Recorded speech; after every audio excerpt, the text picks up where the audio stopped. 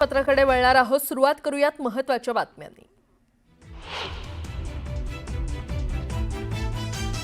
उद्धव ठाकरेंनी घेतली राज ठाकरेंची भेट। महापालिका निवडणुकीतील युतीबाबत दोघांमध्ये तब्बल 2.5 तास खलबतं। 2 ऑक्टोबरला दसरा मेळाव्यात युतीची घोषणा। मनसेच्या सर्व नेत्यांची आज महत्त्वाची बैठक। राज ठाकरेंच्या शिवतीर्थ निवासस्थानी पालिका निवडणुकीबाबत चर्चा होण्याची दाट शक्यता। ओबीसी उपसमितीच्या बैठकीत छगन भुजबळ आक्रमक। भुजबळांनी आक्षेप घेतल्यानंतर जीआरचे दोनदा वाचन। बैठक संपल्यानंतर नाराज भुजबळ नाशिकला रवाना। बारामतीत ओबीसी एल्गार मोर्चा काढल्याप्रकरणी ओबीसी नेते लक्ष्मण हाकेंसह 14 जणांवर गुन्हा। मोर्चाला परवानगी नाकारली असतानाही काढलेला मोर्चा।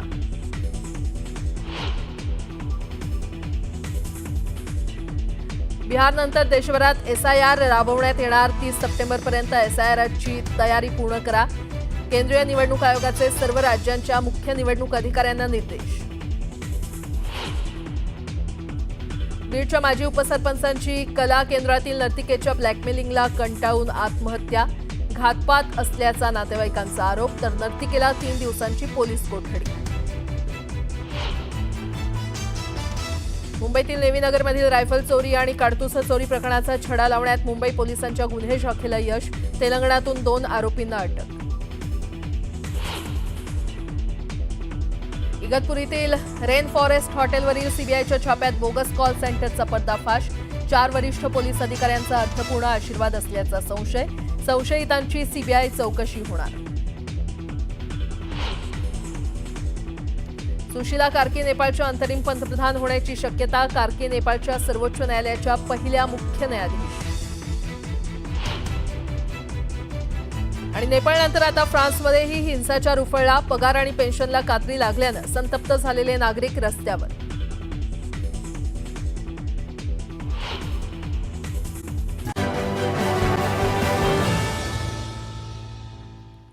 ब्रेकनंतर आपलं पुन्हा एकदा स्वागत। उर्वरित बातम्या पाहूयात।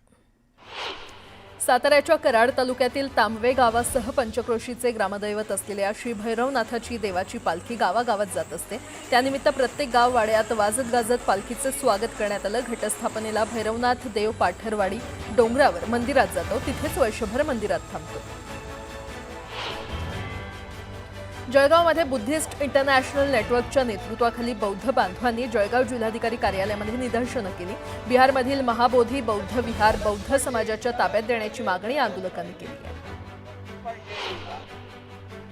आयफोन 17 बाजारात आल्यानंतर खरेदीची पद्धत बदलताना दिसते। जानेवारी ते ऑगस्ट 2025 या काळात आयफोन घेणाऱ्या 4 पैकी एकानं तो हप्त्यावर घेतलेला आहे। त्यामध्ये बँक, एनबीएफसी कडून कर्ज, क्रेडिट कार्डवर ईएमआय किंवा कॅशबॅक ऑफर यांचा समावेश आहे।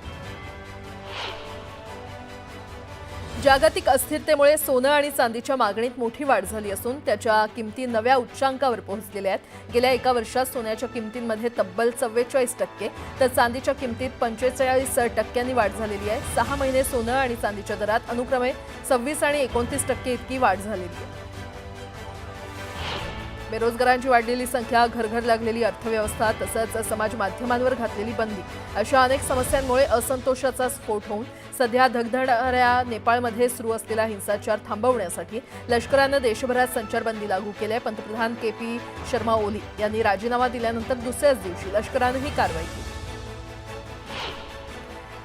मध्य रेल्वेनं एप्रिल ते ऑगस्ट या 8 महिन्यांच्या कालावधीत 17,19,000 विनातिकीट प्रवाशांवर कारवाई केली आणि या फुकट्या प्रवाशांकडून 100 कोटी 50 लाख रुपयांचा दंड वसूल केला। ऑगस्ट महिन्यात 2,76,000 विनातिकीट प्रवाशांवर कारवाई केली। श्रावण ते गणेशोत्सवामधील भाजीपाल्याची स्वस्ताई पितृ पंधरवड्यानं संपुष्टात आणलेली आहे। बाजारभाव वाढण्यास सुरुवात झाली असून किरकोळ बाजारामध्ये वटाणा 160 ते 200 रुपये किलो दरानं, तर गवारही 120 ते 160 रुपये किलो दरानं विकली जाते। कापसावरील आयात शुल्क हटवल्याच्या केंद्र सरकारच्या निर्णयामुळे देशांतर्गत कापूस उत्पादक शेतकऱ्यांवर दर घसरण्याचे संकट निर्माण झालेले आहे। त्यातच सीसीआयच्या निविदा प्रक्रियेतील जाचक अटींविरोधात देशभरातील 4000 जिनसपैकी 98% जिनसनं बहिष्कार टाकलाय आणि यामुळे कापसाची कोंडी होण्याची मोठी भीती निर्माण झाली आहे। शेतकऱ्यांच्या कर्जमाफीसाठी नांदेडमधील सामाजिक कार्यकर्त्यांना मुख्यमंत्री देवेंद्र फडणवीस यांना रक्तानं पत्र लिहिलं. लक्ष्मीकांत कदम असं या सामाजिक कार्यकर्त्याचं नाव असून कर्जमाफीची तात्काळ अंमलबजावणी करा अशी मागणी या पत्रातून करण्यात आली. भंडारा जिल्ह्यामध्ये जुलै आणि ऑगस्ट महिन्यात झालेल्या अतिवृष्टीमुळे मोठं नुकसान झालंय. 2589 हेक्टर क्षेत्रातील पिकांचं नुकसान झालंय. 4,33,25,450 रुपयांच्या आर्थिक मदतीसाठी अहवाल पाठवण्यात आलाय. मावळच्या वडगाव परिसरात एका विद्यार्थिनीला शाळेतून घरी सोडल्याच्या कारणावरून वाद झाला आणि यामध्ये एका तरुणावर गोळीबार करण्यात आला. या प्रकरणात गुन्हा दाखल करण्यात आलाय. जालन्यात वाहतूक पोलिसांनी तब्बल 30 अल्पवयीन वाहन चालकांवर कारवाई केली आहे. पोलिसांनी पालकांना बोलावून वाहन चालवण्याबाबत समज दिली आहे. यापुढे वाहन चालवायला दिल्यास कठोर कारवाईचा इशारा पोलिसांनी दिला आहे. धाराशिवच्या उमरगा ते सोलापूर महामार्गावर रुग्णवाहिकेनं पेट घेतला. आगीमध्ये रुग्णवाहिका जळून खाक झाली. सुदैवानं यामध्ये कोणतीही जीवितहानी झालेली नाही. आगीचं कारण अद्याप अस्पष्ट आहे. सप्टेंबर-ऑक्टोबर या कालावधीत ला निनाची स्थिती निर्माण होण्याची शक्यता वर्तवण्यात आलेली आहे. मात्र ही प्रणाली तटस्थ असल्यानं त्याचा फारसा परिणाम जाणवणार नसल्याचं हवामान खात्यानं सांगितलंय. याचबरोबर नैऋत्य मोसमी वाऱ्यांचा परतीचा प्रवासही येत्या 2 ते 3 आठवड्यात सुरू होईल आणि त्यामुळे ला निनोचा पावसावर देखील फारसा परिणाम होणार नाही.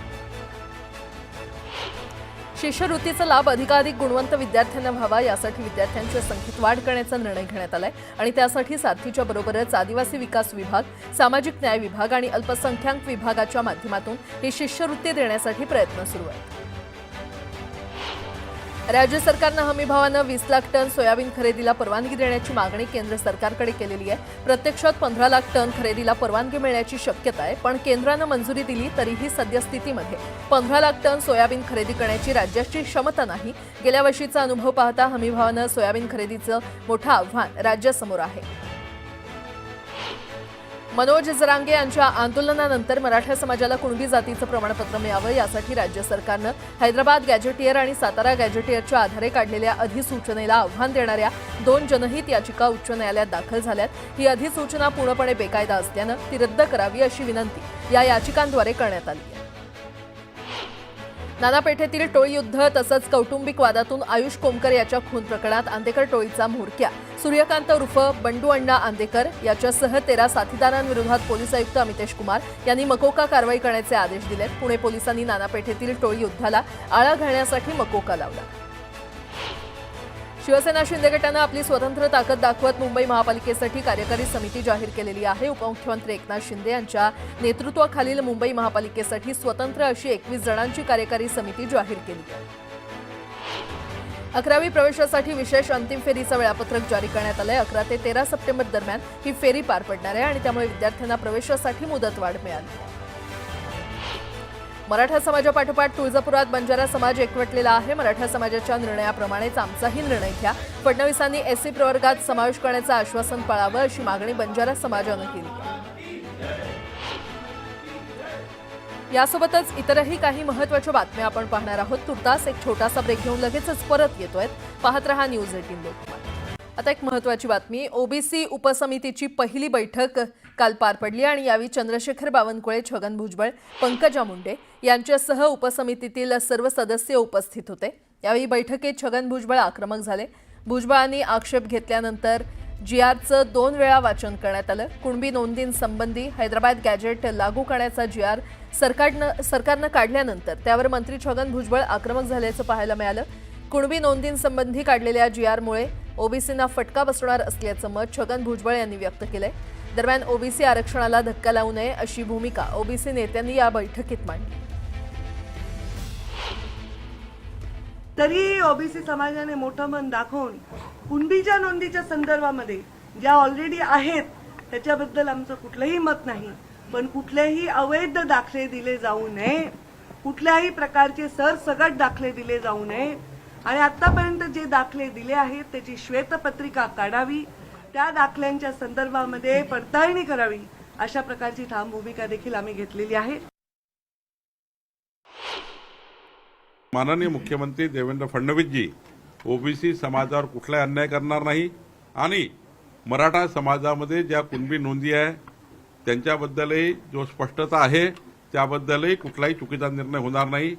या समितीचा ओबीसीच्या मंत्रिमंडळ उपसमितीचा संपूर्ण विश्वास मुख्यमंत्र्यावर आहे. महाराष्ट्रातल्या 18 पगड जातीचा विश्वास देवेंद्र फडणवीसजीवर आहे. त्यामुळं कुठलाही ओबीसीवर अन्याय होणार नाही याचा मला विश्वास आहे.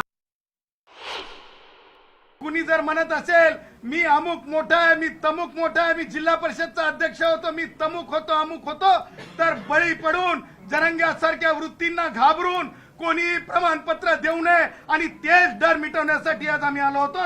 आणि ते डरच्या संदर्भानं म्हणजे जसं एखादा आजार येतोय शेतीवर पिकावर त्यावेळेस जसं फवारणी केली जाते त्या प्रकारच्या डरची फवारणी आम्ही आज माननीय महसूल मंत्री महोदयांकडून करून घेतलेली आहे.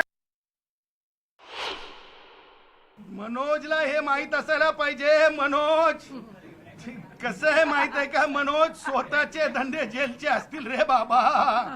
अरे रेतीची बरास मोजायचे धंदे सगळ्याचे नसतात.